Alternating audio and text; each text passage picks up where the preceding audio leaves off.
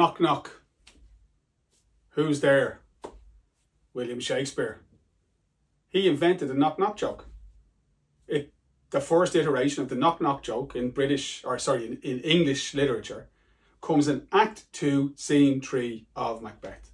So there you go. Little known piece of trivia that you'll never need and that will not enrich your life whatsoever, but I just like knowing that. As you know, I love Shakespeare. Now, Act 2, Scene 3. I know this is only the third scene of the second act, and there's all of Act 3, Act 4, and Act 5 to come. But this is the first part of the second part of Macbeth's story now. So don't forget, the turning point of the play was Act 2, Scene 2. That's the regicide scene. That's the scene, even though Duncan's killed off stage. And do you know what? If you're watching this video, ask me in class why he's killed off stage. I won't go into it now, but ask me in class. I'd love you to. Anyway, so Duncan's killed off stage. So Macbeth is now a regicide. So things have fundamentally changed. Our perception of him has fundamentally changed because he's committed this heinous, awful, terrible act. Okay, so that's important. But this is the immediate aftermath. So this scene takes place, on the murder of the king takes place, after midnight, and then this is early the next morning. And the next morning we have this arrival at Macbeth's castle, of Macduff and Lennox. So the scene takes place the morning after the murder. There's a comic interlude, which includes the knock-knock joke, in which a porter, in other words, a gatekeeper of the castle, makes a number of comments, which, after the reason for that in a dramatic sense, again, I know you don't care about this, but in a dramatic sense, Shakespeare was thinking of his audience. You've just had this really heavy scene, man, where a guy just killed his king and is racked by conscience, and we have all this, terrible, meaningful, messages about the failure of human morality and our capacity for evil and all those things. So Shakespeare knows every once in a while, a little bit of light relief. So the porter and the knock-knock joke. And again, if you want me to read that, do a little recording of it, let me know. Happy to do it. Gives a little bit of light relief before we get back to the heavy stuff in the story. So what happens in this scene is Macduff arrives and he's with a guy called Lennox. Okay? Now Macduff is one of the most important characters in the play. He doesn't appear in very many scenes actually, but he is one of the most important characters in the play. And he is, for the purposes of this play, Macbeth's antithesis. Now there we go. Look at that for big word alerts, okay? So he's like the opposite to Macbeth. He's so much like, so it's like if I look in the mirror, I see myself, but what's right is left, what's left is right. So he's so much like Macbeth. He's a Thane of Scotland. He's greatly admired. He's a brave warrior. He has all those qualities that Macbeth has, but there's one difference, and that is that Macduff is morally intact, whereas Macbeth is morally corrupt. So Macduff acts as like a mirror image of Macbeth in the play. So he's arrived at the castle, because he's like the king's bodyguard. In other words, the king is going to leave Macbeth's castle now and go back to his own, and Macduff's there to escort him. And when he arrives, he's met by Macbeth at the gate of the castle. Macbeth is in his night attire because he very quickly got changed and washed his hands, so it looks like he's been asleep all night to hide the reality of his crime.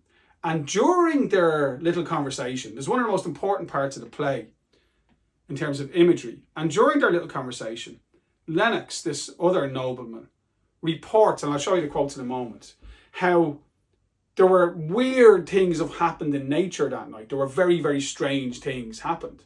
And of course, this is Shakespeare, in case his audience don't get it already, and certainly for us as a modern audience, we might not get this as clearly. This is Shakespeare, overtly, without any subtlety, saying that the king is picked by God. And if you kill a king, you piss God off. So when we see the disturbances in the natural world that are described by Lennox and Macduff, these are reflections of the disturbance in the world of man brought about by Macbeth's crime. And these are reflections of God's sense of outrage that his law has been broken. So Macduff has been instructed to wake the king. As I said, he's acting as his escort. And he comes rushing back to announce that the king has been killed. Okay, and the language he uses is fantastic. Macbeth, of course, pretends that he doesn't know anything about it. He pretends to He's shocked. He runs off to see the crime for himself. Lady Macbeth enters. She puts on this act of being shocked as well. So the appearance versus reality, the illusion of what we see, and the difference between what we see and what is actually real is a big theme in this play. Malcolm and Donalbain are informed of their father's murder. Macbeth then, everybody's looking at Macbeth because it's his castle that this terrible crime happened in. He says, "Oh, I can't believe this happened. And when I saw my king's dead body and I saw those bastards, those guards who killed him, I lost my temper and I killed the guards." And of course, this is part of the plan. He had to kill the guards, because if the guards wake up from their drugged, state and they say, "Well, we didn't kill," they're going to be tortured, aren't they? They're meant to be looking after the king. So they're going to be interrogated and tortured, and they're going to say, "Well, we didn't kill the king. The last thing we remember was Lady Macbeth coming with these drinks and then we were gone." So that's going to place suspicion on Macbeth and his wife. So Macbeth kills them. But the crucial thing is that Macduff asks him, "Why did you do that?" So Macbeth, don't forget, he's the last person, the very last person that anybody would suspect of attacking Duncan. He's just, fought the feckin' marauding Viking army. He just fought MacDonald's, rebellion. He put his body on the line and carved his passage till he faced the slave and unseamed him from the nave to the chops. He swore his allegiance to the king in public in Act 1, Scene 4. He talked about understanding that his duty is to the king and to his children. He is, to everybody, the perfect servant of a king. So nobody suspects that Macbeth could be responsible for this crime. But Macduff has a sense that Macbeth might be guilty. So he, from the very start, is never tainted by association with Macbeth. When things get a bit tricky, Lady Macbeth faints. We don't have any stage instructions to suggest this, but the suggestion is that she's... to prove this, but the suggestion is that she's fainting to distract attention from Macbeth. The spotlight's on Macbeth. She's carried off stage. The lords agree to go and get dressed before discussing what to do next. Their king is dead. The logical thing to do would be that Malcolm, who has been announced the Prince of Cumberland, that he would be anointed, but there's questions over that. And Malcolm and Donalbain, they are left alone on stage, and they go, listen man, is there a red dot on my head here? Now, that's, of course, in Elizabethan drama, you wouldn't have that. But they're going, shit. Okay, somebody's after killing Dad. I know I didn't do it. And I know you didn't do it. So whoever did it, there's only one reason to kill Dad. They want to be king.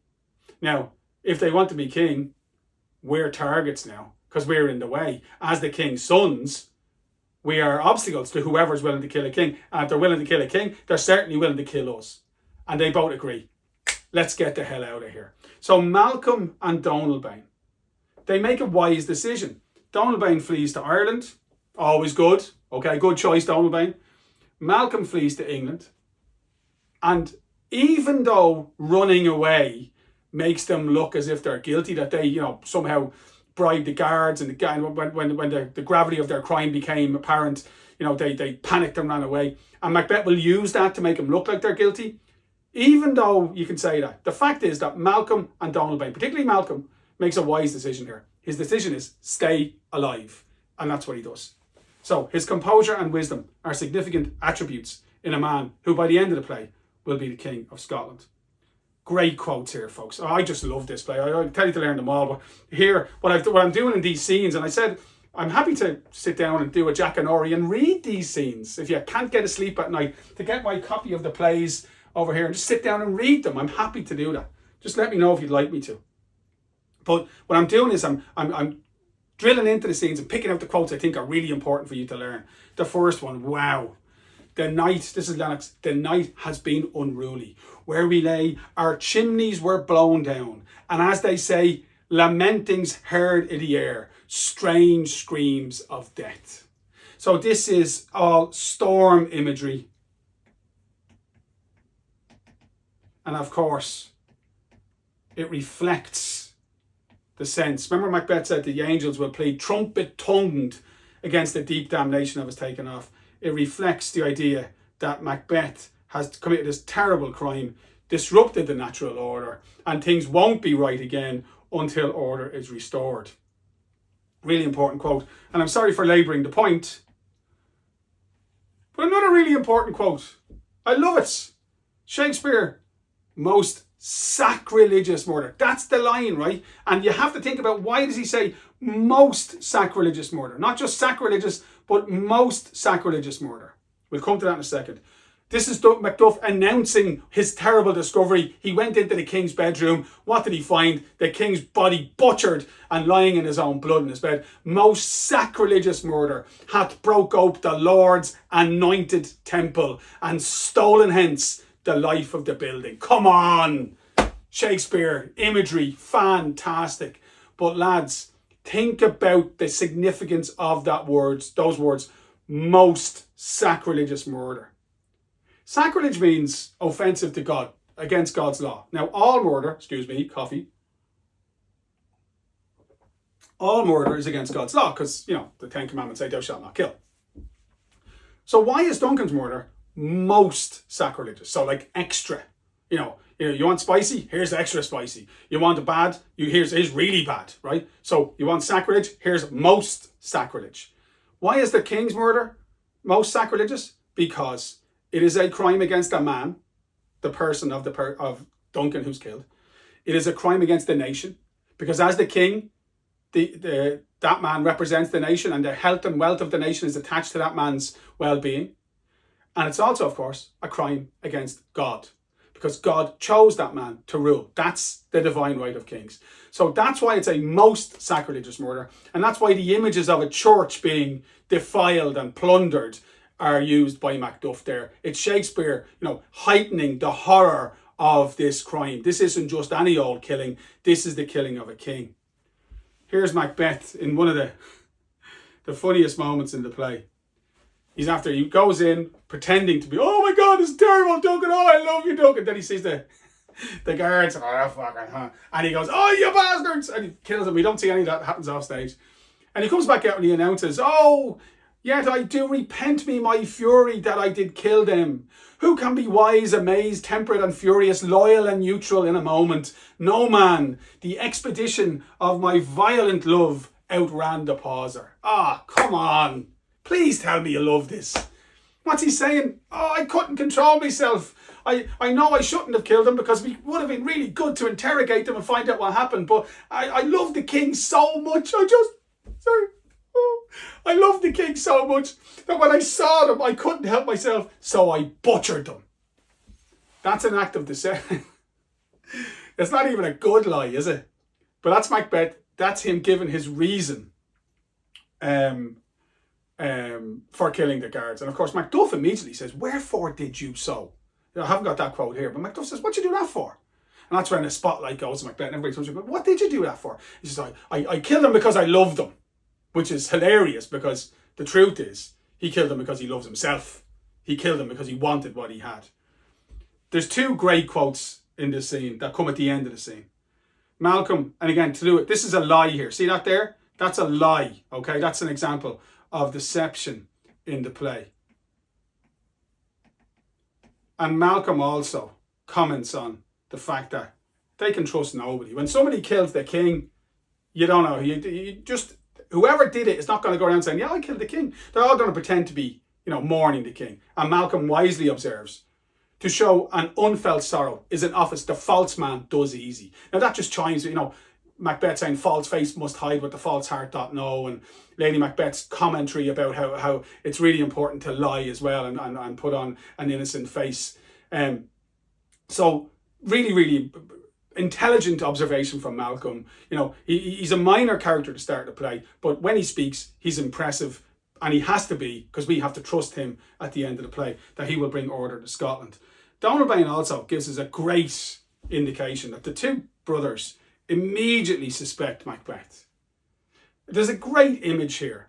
There's daggers in men's smiles, and again that ties down deception to that image there. Daggers in men's smiles. They'll be smiling at you, but they'll knife you given the opportunity. The near in blood, the nearer bloody. And that means the closer they are in family, the more likely they did it. And the reason for that, of course, is if you kill a king, The only reason you kill a king is because you want to be the king yourself. And you won't be king if you're not a member of the royal family. So whoever did this has to be a member of the royal family. Donalbain knows it wasn't Malcolm. Malcolm knows it wasn't Donalbain. Who's their next most senior member of the family? It's Macbeth. They suspect him from the start. And that's why they get the hell out of there. That's Act 2, Scene 3 of Shakespeare's wonderful Macbeth.